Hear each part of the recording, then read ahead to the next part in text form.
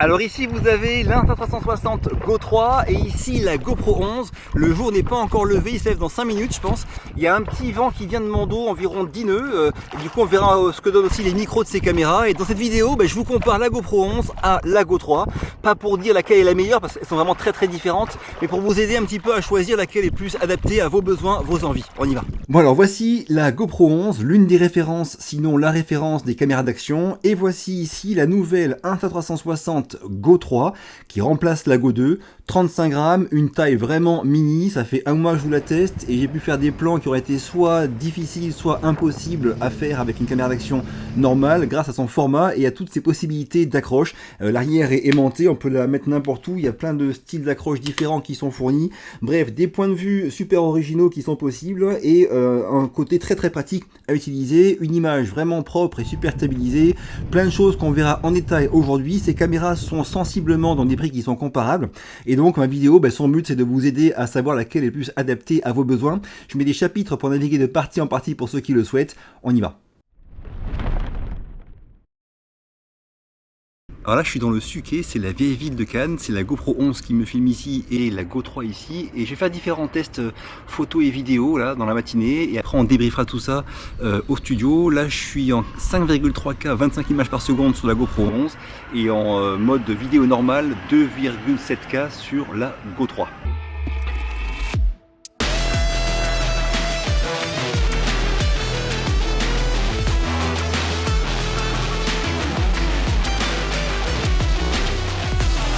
Alors me voilà revenu au studio. Dans mes différents tests, il y a plein de choses super intéressantes que j'ai découvertes sur ces deux caméras. Et on commence tout de suite par un point très important qui est la qualité de l'image que produisent ces caméras. Et plus précisément, on commence par la plage dynamique qui est en fait la possibilité d'afficher à la fois des zones très lumineuses et des zones qui sont pas lumineuses du tout dans un même plan, donc une scène très contrastée. C'est parti. Alors ce plan commence, les caméras pointées vers le ciel, l'exposition automatique s'est faite sur le ciel. Première chose, dans les zones très lumineuses en haut à droite de l'image, ici on voit que la GoPro 11 à droite garde pas mal de détails dans tout ce qui est nuages très lumineux. On voit bien la trouée de ciel bleu ici. Bref, c'est propre niveau zone très exposée. À l'inverse, sur la Go 3, on voit que c'est tout ça c'est vraiment cramé. Il n'y a aucun détail dans les nuages qui sont très exposés. On devine un peu la trouée ici, mais c'est beaucoup moins propre que ce que propose la GoPro 11 dans les zones très lumineuses. Et pour autant, dans les zones très peu exposées, comme le pin ici au premier plan à droite, et bien sûr la GoPro 11, on garde la couleur verte du pin, on arrive bien à voir que c'est un pin qui est vert, contrairement à ce qu'on voit sur la Go 3, où là par contre le pin il est gris-noir. Bref, très peu de détails dans les basses lumières et très peu de détails dans les hautes lumières sur la Go 3. La GoPro 11 s'en sort mieux. Si j'avance un petit peu plus loin dans ce plan, où les caméras sont descendues plus vers le bas, et l'expo automatique s'est faite sur les zones plus sombres de l'image, on voit que malgré tout, sur la GoPro 11, on garde encore pas mal de détails dans les zones qui sont très exposées ici en haut à droite, quand sur la Go 3 on a tout perdu, là c'est vraiment tout blanc. Et à l'inverse, sur les zones qui sont très sombres, non seulement sur le pin ici où on garde encore du détail dans les zones très sombres et de la couleur, et ici on a perdu, et en même temps sur la porte au loin là-bas, la porte on n'arrive pas à voir qu'elle est bleue sur l'image de la Go 3, alors que sur la GoPro 11 on garde vraiment bien les couleurs. Bref, c'est normal, la GoPro 11 a un plus gros capteur que la Go 3 et forcément dans ces scènes qui sont très contrastées en lumière, on garde pas mal de détails sur l'image de la GoPro 11 et on en perd beaucoup sur celle de la Go 3. Alors je vous mets à l'écran un plan tourné dans le marché Fort-Ville de Cannes, donc c'est un marché couvert avec des néons, donc la lumière elle n'est pas idéale pour la Go 3, mais malgré tout vous voyez que le plan est très propre, en tout cas c'est largement satisfaisant à la fois pour réseaux sociaux, même pour une vidéo YouTube, pas de souci avec ces plans qui sont dans des lumières on va dire pas optimales pour la caméra. Alors là, petit test pour voir à partir de quelle distance de la caméra on a l'image qui est nette. Donc j'ai mis une petite mire là près de moi, j'ai un petit mètre et je vais mesurer précisément entre la Go 3 et la GoPro 11 laquelle permet de se rapprocher le plus de la mire tout en restant nette. C'est parti.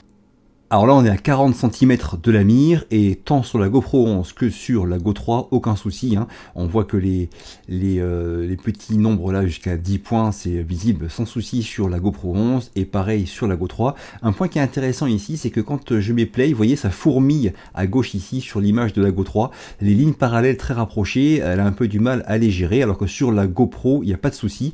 C'est un point aussi qui montre que l'image de la Go 3 est un peu moins précise que celle celle de la GoPro. Maintenant, on va passer sur 30 cm de distance par rapport à la mire. Et là, à 30 cm, encore une fois, sur la GoPro, moi, j'ai aucun souci pour le 10 points ici en tout petit. Là, le 8 points, on le devine. Et c'est pareil sur la Go 3. J'ai pas de problème niveau netteté à 30 cm. On va passer maintenant à 20 cm. Hop, sur 20 cm, on commence légèrement à avoir peut-être sur la GoPro 11 une netteté qui diminue sur le 10 points là, qui est bien plus net sur la Go 3 que sur la GoPro 11. Donc on va dire que c'est autour de 20 cm qu'on commence à perdre la netteté sur la GoPro 11. Et quand on passe à 10 cm, là j'ai mis l'image précisément sur les petits nombres, et là on voit que sur la GoPro 11 on n'y est plus, là on a perdu la netteté sur les petits nombres, alors que sur la Go 3 on la garde. C'est un peu ce qu'il y a à conclure, c'est qu'on pourra se rapprocher du sujet à 10 cm voire moins sur la Go 3, et la GoPro 11 à l'inverse, elle, dès qu'on passe sous 20 cm, ça devient compliqué de garder une image nette. Alors maintenant on parle de la stabilisation, je vous montre quelques tests que j'ai fait et après on débrief. Donc là j'ai la stabilisation maximale sur la Go 3 et la stabilisation aussi avec le auto boost sur la GoPro 11 en Super View, 5,3K 25 images par seconde. Et de l'autre côté je suis en mode vidéo normal, donc 2,7K 25 images par seconde.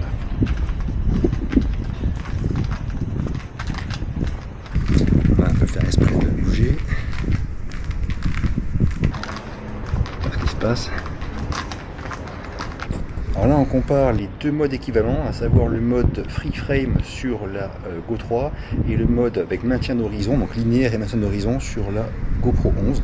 Ce sont les deux modes qui permettent une rotation à 360 degrés avec maintien de l'horizon, et du coup on va voir un peu comme ça lequel est le plus large. Donc déjà, ces deux caméras ont une excellente stabilisation. Par contre, il y a un point qui est intéressant, c'est que la GoPro 11, plus on va stabiliser l'image et plus elle va rogner dedans. Et en fait, au niveau de stabilisation maximale, qui est la stabilisation avec maintien de l'horizon, donc en linéaire, on a une image qui est vraiment très très étroite, resserrée par rapport à la Go 3. Elle, à l'inverse, il n'y a aucune influence de la stabilisation, enfin du niveau de stabilisation sur l'angle de l'image. Donc on garde vraiment l'angle maximal, même si on a la stabilisation qui est aussi maximale. Donc c'est un point aussi à avoir en tête, si on veut faire une image hyper stabilisée avec un maintien de l'horizon, la Go 3 gardera son angle de champ maximal, alors que la GoPro 11, elle, va resserrer très très fort l'image. Donc en sport, quand ça bouge beaucoup, c'est un gros avantage aussi de la Go 3 par rapport à la GoPro 11. Alors maintenant un petit mot rapide sur la taille maximale de l'image et aussi la déformation que font ces caméras. Déjà je vous mets à l'écran là l'image plein format de la GoPro 11, donc son capteur c'est un capteur presque carré, format 8/7, et en image plein format, voilà ce qu'on obtient. Et à l'inverse je vous mets maintenant l'image de la Go 3 au format carré. Donc ce format carré de la Go 3, et donc ce carré filmé par la Go 3, il est plus petit que l'image plein format de la GoPro 11. Mais je vous rappelle qu'au dessus et au-dessous du carré et à droite et à gauche, il y a encore des images qu'elle filme, il y a encore des bouts d'images filmés par la Go 3 qui ne sont pas présentés dans ce format carré, bien évidemment. Alors maintenant je vous mets à l'écran l'image la plus large possible en 16/9 filmée par la Go 3. On voit ici qu'à droite de l'écran on voit bien à droite de cette pierre rouge là, et à gauche on arrive à la limite de cette grosse pierre là. Et quand on avance et qu'on passe sur l'image la plus large prise par la GoPro, on voit un poil moins ici et on voit pas le bout de la pierre là. Donc latéralement l'image 16/9 de la Go 3 est plus large que cette image là qui est de l'hyperview, donc c'est le plus large possible que fait la GoPro 11.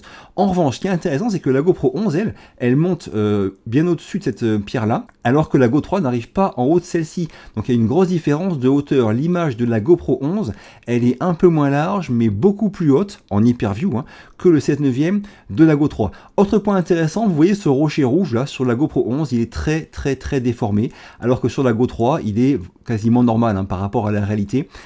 Et du coup, on voit aussi dans cet exemple-là que la GoPro 11 en périphérie, elle va déformer beaucoup l'image, même si elle est moins large que celle de la Go 3. Le fait que la GoPro 11 déforme l'image, eh bien on le voit aussi quand on tient la caméra à bout de bras ou quand on vlog en mode hyperview ou superview. On a des bras qui sont super longs, c'est vraiment très très déformé, alors que sur la Go 3, ça paraît beaucoup plus naturel. Mais il y a aussi un point intéressant, comme je vous l'ai dit, c'est que sur la GoPro 11, on a plus de hauteur d'image dans cette 9e, ce qui est pour moi intéressant intéressant quand je fais par exemple des sports nautiques comme du wingfoil ou du e-foil, je pourrais avoir plus de hauteur d'image pour voir le haut et le bas. Sur la Go 3, j'en aurais moins, mais je pourrais sur le logiciel, je mettre des points clés pour varier la hauteur de l'image, car on peut profiter de tout le cercle filmé pour déplacer le 16/9 dans l'image totale qui est filmée. Bref, ce sont deux modes de fonctionnement qui sont différents. Est-ce qu'il y en a un qui est mieux ou moins bien, c'est à vous de voir selon vos besoins, mais sachez que voilà, pour résumer cet angle et cette déformation, la GoPro 11 déforme plus et un peu moins large mais plus haute. La Go 3 déforme moins et un peu plus large, moins haute, et on peut naviguer dedans pour recadrer si on veut plus haut ou plus bas au montage avec le logiciel sur ordinateur. Donc pour résumer ce premier point de la qualité de l'image, au niveau qualité pure, plage dynamique et définition, avantage clair et net à la GoPro, c'est normal, hein, elle a un plus gros capteur et elle fait des choses qui mieux par rapport à la Go 3 sur ces points-là. Au niveau stabilisation, les deux sont très bonnes, et point intéressant, c'est que sur la Go 3, quand on veut garder le maintien d'horizon, on n'a aucune incidence sur l'angle qu'on a, donc on va dire que plus on veut stabiliser et plus on est désavantagé sur la GoPro par rapport à l'angle, et au niveau déformation de l'image, c'est mieux sur la Go 3 selon moi que sur la GoPro 11. Donc voilà pour ce qui est de la qualité d'image de ces caméras. Maintenant on passe sur tout ce qui est nombre d'images par seconde et d'autres possibilités vidéo de ces deux caméras. Alors au niveau du nombre d'images par seconde, il n'y a pas photo, hein, c'est la GoPro 11 qui a le plus de possibilités avec du 4K 120 images par seconde et du 2,7K 240 pour faire de très très gros ralentis.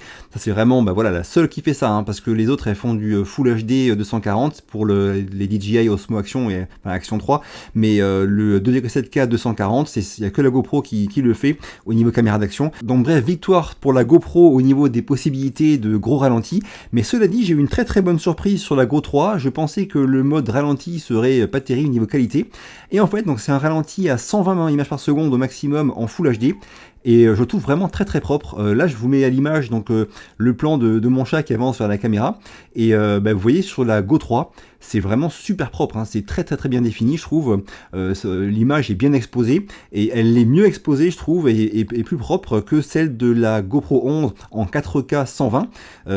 Voilà, ce mode ralenti c'est pas juste anecdotique, hein. Il est vraiment je trouve de bonne qualité. J'ai fait différents tests, on voit aussi sur ce goéland là, où le goéland est vraiment propre sur la Go 3, l'arrière-plan aussi est bien. L'autre image c'est sur la GoPro 11 en 2,7K 200 images par seconde, pour comparer un petit peu. Alors certes on aura un plus gros ralenti, mais en termes de qualité, celui de la Go 3, il est vraiment très très bien je trouve ce ralenti, et je m'en servirai vraiment souvent je pense. Pour finir sur ce point de l'image, au niveau des différentes possibilités de ces caméras, des différentes fonctions qui sont disponibles, on retrouve des choses très similaires, hein, comme par exemple la capture programmée, hein, qui est arrivée sur la Go 3, dont j'ai parlé dans mon test, et dont je ferai une explication détaillée sur mon tuto complet pour débutants sur la Go 3. On a aussi tout ce qui est le pré-enregistrement, enfin, bref, des fonctions qui sont très similaires, bien sûr, tout ce qui est timelapse, hyperlapse, tout ça, entre GoPro 11 et Go 3. Il y a juste un truc que la GoPro 11 a et que n'a pas la Go 3, c'est les modes de nuit, hein, tout ce qui est light painting, tout ça, qui ne sont pas dispo sur la Go 3, mais sinon c'est globalement très très similaire. Alors là je vous mets à l'écran deux hyperlapses, donc le time shift de la Go 3 et le time warp de la GoPro, fait en même temps pour un petit peu voir la différence, hein, et aussi après dans la foulée je vous mets un petit time lapse. Alors deux choses par rapport à ça. Première chose, c'est que moi ce que j'ai beaucoup aimé, c'est qu'avec ceux de la Go 3 j'ai pu à la fois faire une story sur Instagram en 9/16e dans la foulée, et puis mettre maintenant le format 16/9e pour cette vidéo là. Donc encore une fois ça c'est un gros avantage de la Go 3, c'est que les mêmes plans on peut après choisir d'en exporter différents formats. Le second point qu'il y a à savoir, c'est qu'il y a différents modes sur la Go 3, dont le time shift, le ralenti par exemple, qui nécessiteront de passer par l'application ou le logiciel pour être stabilisés. On ne pourra pas directement exporter leurs résultats comme ça, il faudra passer par l'application ou le logiciel, il faut quand même le savoir. Courte pause, si la vidéo vous est utile ou agréable, pensez bien à me le dire en commentaire, à me défoncer le bouton like, à la partager à vos proches, à vous abonner, ça m'aide beaucoup. On y retourne. Donc pour conclure sur ce point de la qualité de l'image, bien sûr plus de possibilités, une meilleure définition, un meilleur résultat au final sur la GoPro 11 que sur la Go 3, c'est normal. Cela dit, on ne le voit souvent que quand on compare les images côte à côte, hein. Quand on regarde seul les images de la Go 3, surtout sur tout ce qui est réseaux sociaux, on ne verra pas la différence. C'est que sur grand écran, sur des scènes un peu complexes, qu'on va s'en rendre compte de manière assez évidente, hein, que la GoPro 11 est meilleure si on compare les deux images. Bref, la Go 3, on le savait à l'avance, mais j'ai voulu vous le montrer en détail, ses limites par rapport à la GoPro 11 sur le point de la qualité de l'image. Oui, elle est en dessous, oui, la GoPro 11 est meilleure, mais cela dit, ça reste selon moi largement suffisant pour faire des posts vraiment sympas sur tout ce qui est réseaux sociaux notamment. Deuxième point, on passe maintenant sur le côté action, résistance de ces deux caméras. Et là, première chose, c'est que ici, la Go 3 telle qu'elle est ici dans son Action Pod n'est pas vraiment une caméra d'action, hein. Elle est juste résistante aux projections d'eau, IPX4. Elle ne devient vraiment une caméra d'action que quand on l'enlève de son Action Pod.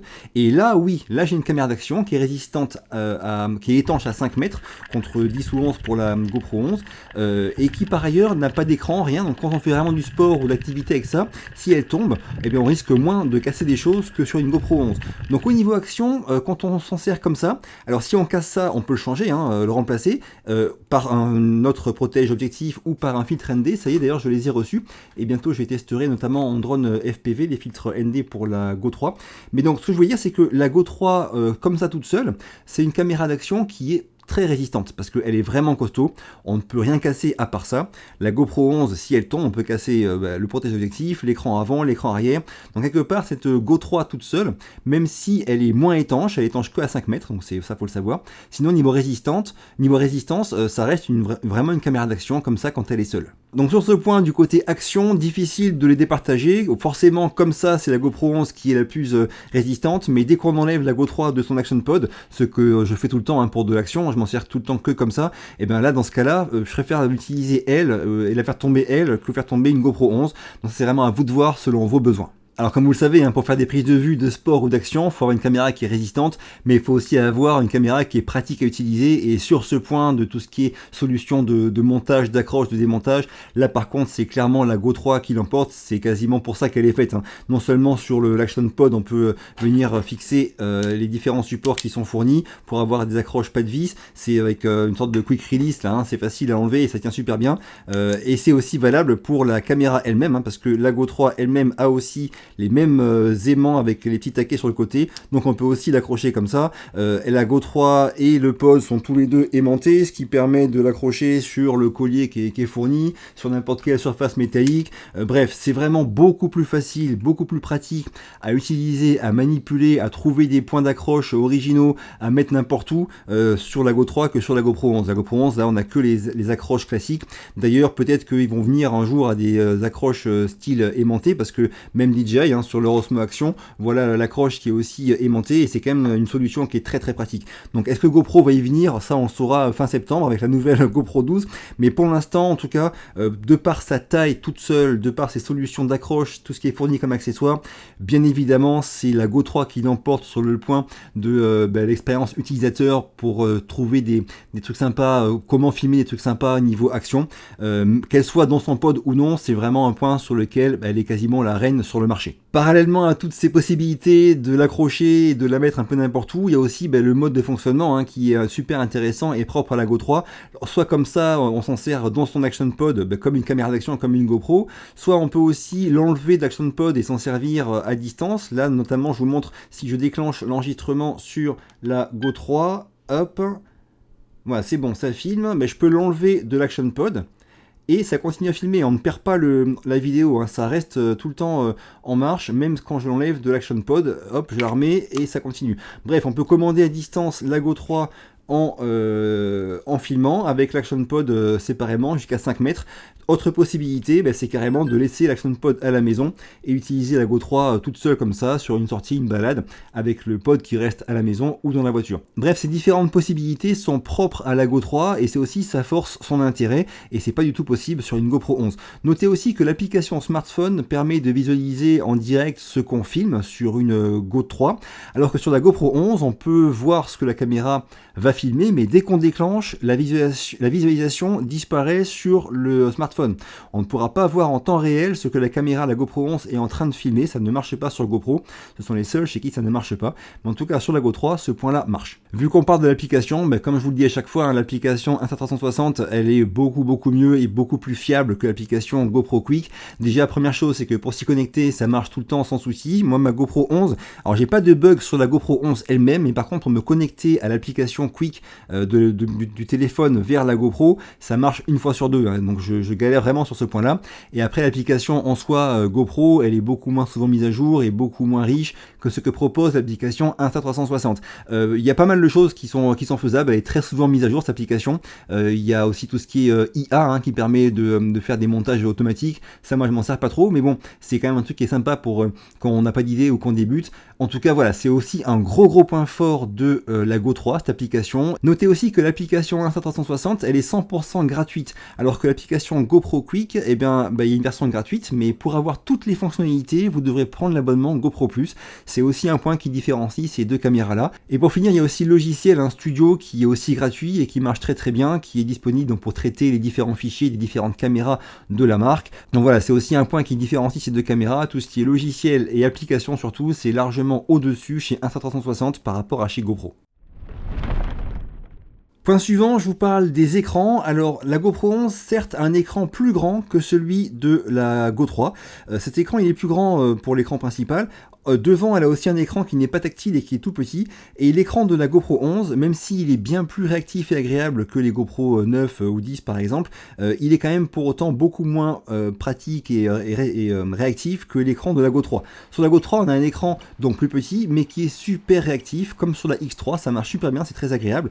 Et quand on le retourne comme ça pour vlogger, on a un écran du coup qui est plus grand que celui qui est en façade de la GoPro 11, qui est aussi tactile. Bref, c'est globalement, même s'il est plus petit que l'écran principal de la GoPro 11, je trouve que l'écran de la Go 3 est plus agréable à manipuler et a plus de possibilités, donc c'est avantage selon moi à la Go 3 niveau expérience utilisateur par rapport à l'écran. Alors un petit point sur tout ce qui est batterie et surchauffe. La GoPro 11, comme on l'a vu niveau possibilités vidéo, tout ça, c'est une machine de guerre et forcément, vu qu'elle est étanche, ça a un prix, c'est qu'elle surchauffe.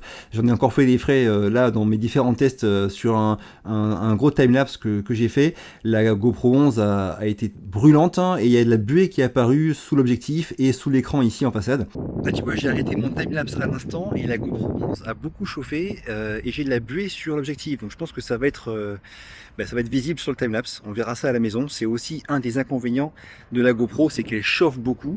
Forcément, il y a des grosses définitions, de grosses possibilités, mais il y a de la chauffe aussi. Et si c'est un petit peu humide dedans, ce qui est peut-être le cas apparemment, hein, du coup, ça condense sur l'objectif, ça pourrit le plan. Voilà, c'est une caméra qui, quand on l'utilise dans les définitions maximales pendant un temps certain, va être brûlante et s'arrêter hein, au niveau surchauffe, se mettre en sécurité, ou alors avoir des fois de la buée qui va apparaître. Il faut le savoir. La Go 3, à l'inverse, elle, forcément, elle a des définitions qui sont inférieures et c'est aussi mieux géré niveau ventilation, vu que le Action Pod n'est pas étanche. Du coup, il n'y a pas ce problème-là. Elle ne surchauffe pas. Vous pourrez vous en servir au maximum de sa batterie et de sa capacité de stockage sans qu'elle surchauffe, sans qu'elle s'arrête à cause de ça, sans qu'il y ait de la buée qui se forme. Ça, c'est un point qui est intéressant à avoir en tête. Certes, la qualité d'image est inférieure au niveau définition maximale, mais par contre, c'est une fiabilité qui ne vous trahira pas, on va dire. Après, au niveau autonomie de la batterie, on est donc à 170 minutes sur quand la Go 3 est dans son Action Pod. Ça, c'est quand on filme en Full HD. Quand on filme avec la définition maximale de 2,7K, on va dépasser les 2 heures et vraiment les dépasser sans problème de surchauffe. Donc pour résumer la partie batterie, la Go 3 toute seule comme ça hors du support, c'est 45 minutes au maximum en définition Full HD. Quand on filme en 2,7K, on sera plus entre 30-35 minutes niveau autonomie, donc 50% en plus que la Go 2 et donc une autonomie qui est inférieure comme ça seule à celle d'une GoPro hein, qui elle peut filmer quasiment 1 heure à définition équivalente sans souci. Par contre, quand on met la Go 3 dans le Action Pod, là on dépasse niveau autonomie ce que peut faire une GoPro 11 et encore une fois sans aucune surchauffe. 2 points qui sont à l'avantage d'une GoPro. Le premier point, c'est tout ce qui est audio. Les micros sont meilleurs selon moi sur une GoPro que sur la Go 3. Alors la Go 3, ça a été amélioré par rapport à la Go 2 hein, avec 2 micros au lieu de 1.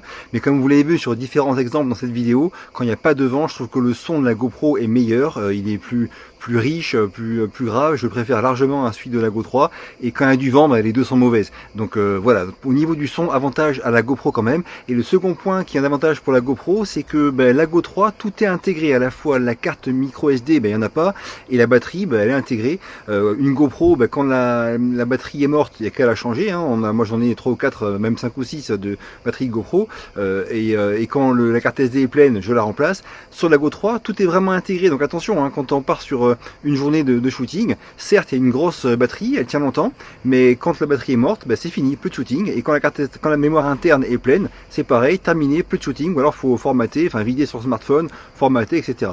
Donc ce point-là d'avoir tout intégré, mémoire et batterie, c'est pas forcément un avantage. En tout cas pour moi, c'est un point fort de la GoPro par rapport à la Go 3. Alors maintenant on parle du prix, comme vous l'avez vu dans mon test, la Go 3, il y a 3 prix qui dépendent du stockage interne qu'on choisit, et ces prix ils sont grosso modo autour du prix de la GoPro 11, donc c'est pas une caméra qui est donnée du tout, elle est au prix de la caméra qui est, on va dire, la leader du marché au niveau des caméras d'action.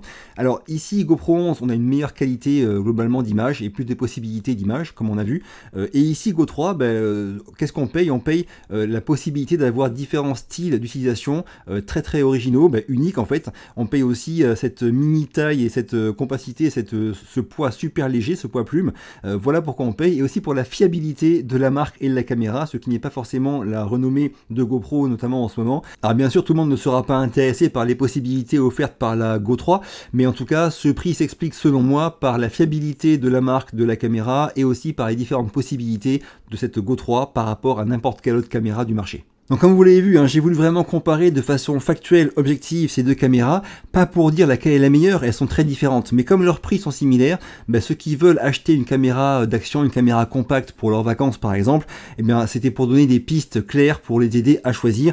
Mais encore une fois, je peux pas dire laquelle est la meilleure. Au niveau caméra d'action pure, la GoPro 11 sera à mon avis quand même la meilleure parce qu'elle offre plus de possibilités niveau définition et qualité d'image, mais après on a vu que la Go 3 elle est quand même plus pratique à utiliser, plus fiable, et elle offre aussi des choses qui sont uniques, très intéressantes, très pratiques à utiliser au quotidien, pas forcément pour de l'action. Donc voilà, c'était vraiment des pistes pour vous aider à en savoir plus sur ces caméras. Si ça vous a été utile ou si ça vous a plu, dites-le moi en commentaire, pensez à partager la vidéo, à vous abonner, à mettre un petit like. Je vous quitte, à très vite, et d'ici là, bougez-vous purée, bougez-vous.